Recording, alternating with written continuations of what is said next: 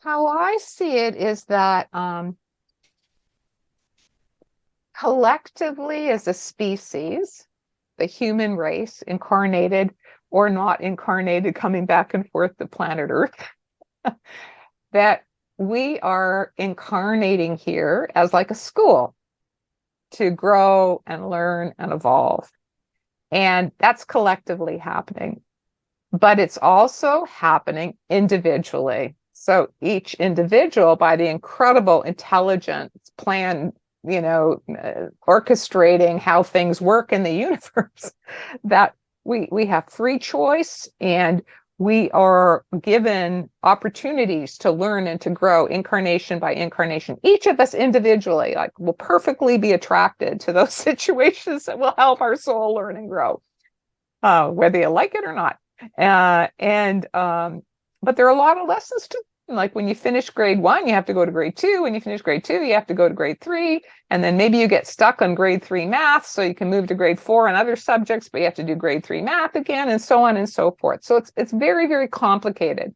And people incarnated on the planet are all at a different stage. Everyone's unique. Everyone's on their own unique path, their own unique journey, their own unique things to learn.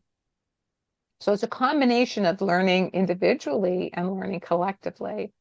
Now, when people are having spiritual awakenings, it's understood in yoga and in Buddhism that they're actually accelerating their evolution.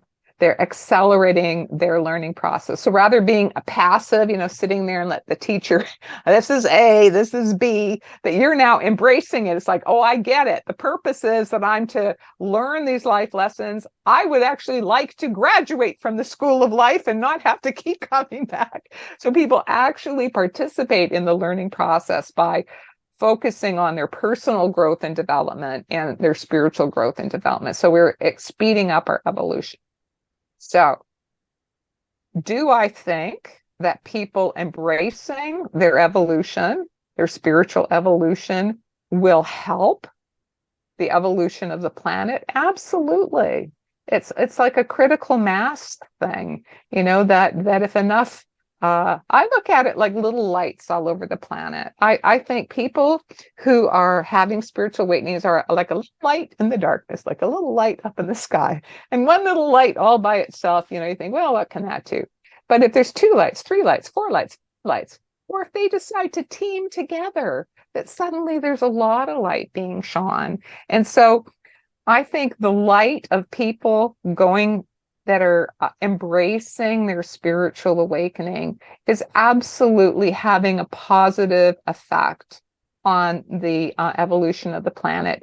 Will it be quickly manifested? I don't know, but it is manifesting in some things. Like, I sometimes look at when the Berlin Wall came down, which I think was in both of your lifetimes, was certainly in my lifetime. That didn't happen from the top down. That happened from the bottom up. That happened from the people, the consciousness of the people saying, we don't want to live in communism anymore. We want this wall to come down. We would like to be reunified of the German people.